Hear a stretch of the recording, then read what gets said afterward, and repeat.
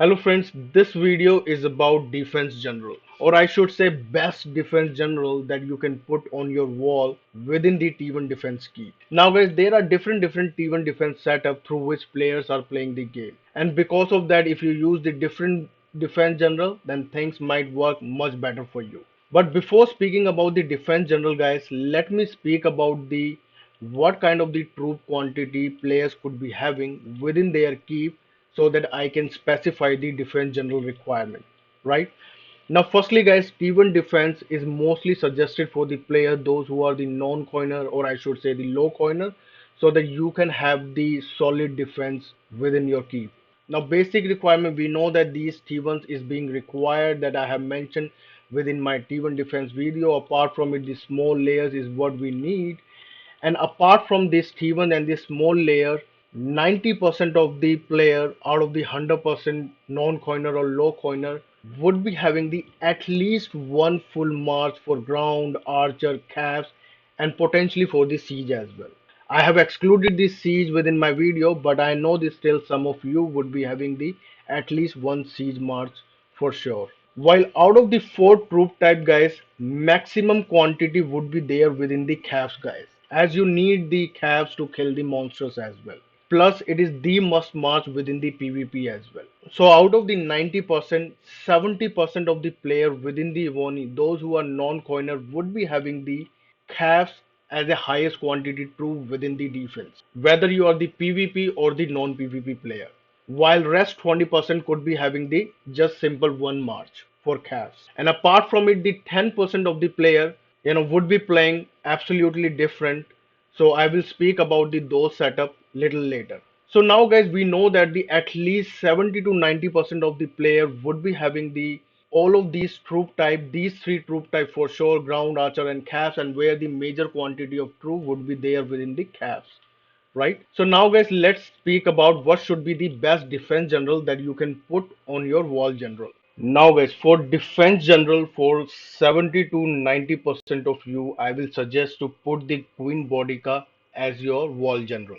This is the best for your defense, right? So that you don't have to ghost all the time, or I should say you only have to ghost against the extraordinary buff players, right? As I mentioned in my T1 defense video, that you have to ghost all of your marches, right?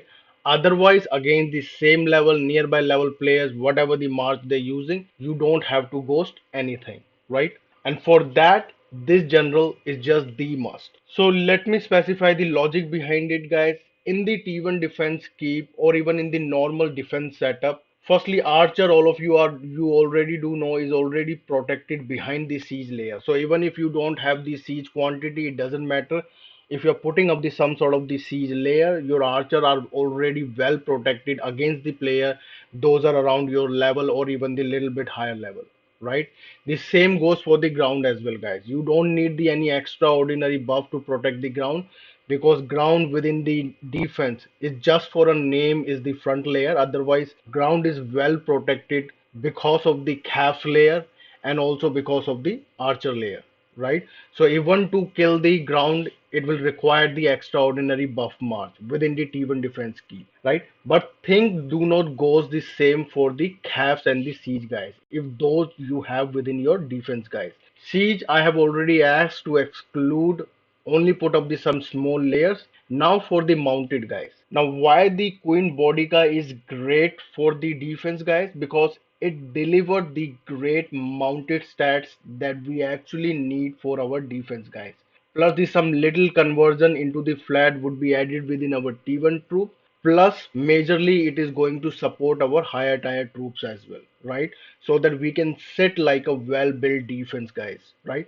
Because in the mounted versus archer guys, you have to understand one thing, that no other troop type within the defense helps the caps till the certain round of battle, right? So caps have to defend themselves on the basis of the defense and HP stats guys. Means caps needs to endure the archer attack till the certain round of the battle. Only afterwards other troop type will going to get involved within the defense in terms of protecting the mounted. So that's why we always having the requirement of general that is delivering the extraordinary defense and HP stat. We don't need anything. We need the general who is delivering the extraordinary defense and HP, right? So that our higher tier caps can remain well protected and we can set like a defense, right? And the same scenario goes for the siege as well, guys, right? If in case some of you who are building the proper keep where all four troop type are there, good quantity of siege is also there, then you need to understand one thing, that in the siege versus siege scenario, no other troop type is helping the siege till the certain round of battle, right? So if in case you already struggling with the buffs, then there is no point in putting up any general that is dividing the buffs in all troop type, right? Because in the siege versus siege, your siege will going to defend themselves on the basis of its own buffs in the defense, attack, and HP, right? So it's much better to proceed with the siege based general if in case you have the heavy siege quantity and you struggling with the siege, right? And same thing goes for our T1 defense, as majority of you would be having the major quantity within the caps. So we need the general who is heavily focused over the defense and HP. It's not like attack is not required, but within the T1 defense, we don't have the much requirement of the attack. We need the heavy defense and HP stats general, right? And again, guys, against the extraordinary buff players, as I informed in my T1 defense video, you have to ghost all of your marches, right? Otherwise, rest you can set like a proper defensive keep. Now, guys, apart from the this particular T1 defense setup, I have seen the some players who is playing it like how, if I will include those players within the 10%, then they have the all the small layer and all the T1, and plus what they have the archer into the very heavy quantity, like 20 to 30 million archers within the defense to support their T1 defense. Now, guys, if in case you have already built these kind of the archer within the defense, right, then it's much ideal to proceed with the general. Those are actually providing the buff to those archers so that those can be useful within the defense as well. So for Archer General, what option you have, guys? Let me show it to you. Now, first one, guys, Jackery Taylor. This is the freely available, but this is from the relic. So I'm showing the stats, what kind of the stats this general is delivering. So you can use this particular general as well. And if in case you do not want to proceed with the relic general, as things could be difficult for you, so now let me show the tavern based Archer General. Now from the tavern, you have the option of this particular general, and these are the stats of this particular general, right? That you can use within your defense. And apart from it, this is the second general who is also delivering the archer buff. You can check it out, the all the stats, compare with the each other, and can decide with which one you would like to proceed. And apart from the defense general, guys, you can also use the general where the statement is leading the army. So suppose if in case you have the one copy of Sigurd like general, right? Because all of his stats are without condition. So these kind of the buff you can easily get it even without doing any ascension and all. If you put it up over your wall general, right? Now similarly, guys, if apart from the archer you're building any other troop type and you have built in the very heavy quantity, so it would be much better to use the relevant general so that those troops can be utilized, right? Now, guys, if you have built up all those archers within the defense, then things become risky. If suppose your buffs are extremely low, you there at K35 extremely low, then even the single layer siege can also reach your archer even within the first attack. Or any big siege, 2 or 3 layer also can easily reach your archer and kill your archer within the very first attack after clearing all of your siege layers. But if in case you have this some sort of the decent buff, then might be single or 2 3 layer siege march might not be able to reach your archer. But if someone is doing the this kind of the siege layering that I have mentioned within my siege march video, not exactly like this, suppose 500 500 1 million 1 million anything in the 5 or 6 layer, then most potentially even from the first hit you're gonna lose all of your siege layer and most potentially most of your archer layer as well, right? Depending on your buff and debuff, right? So that's why having the heavy quantity of archer is risky against the player who is doing these kind of the layering what I have mentioned within my siege march. Now, apart from it, guys, some of the player is only playing with these layers, means the small layers and these T1 layers, right?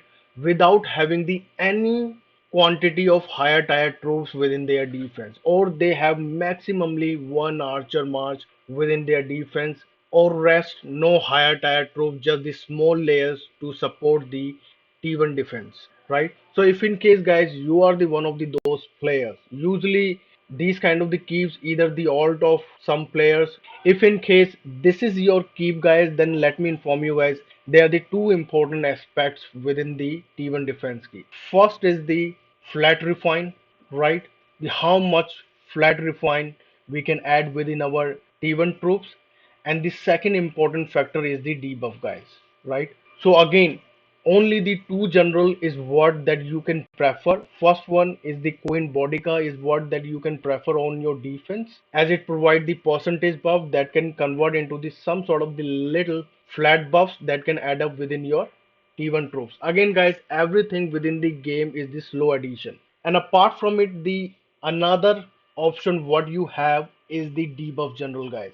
If in case you only have the small layer and the T1 troop with almost no higher tier troop, as such right now within the game, many are already using the debuff general. You can use those as well. There is no issue at all and will deliver you the pretty good outcome, right? Because right now within the game, buffs are skyrocketing. So no matter how much debuff you have is not enough, right? So if in case you have the keep where almost no higher tier troops are there, right? Then as such you can also use the debuff general, right? So this is the suggestion guys that I can give in the defense general. Then you can put it on your defense on the basis of the troop quantity you have within your key, right? So yep guys, thank you and thanks for watching, and we'll see you all in the next video, and bye bye for now.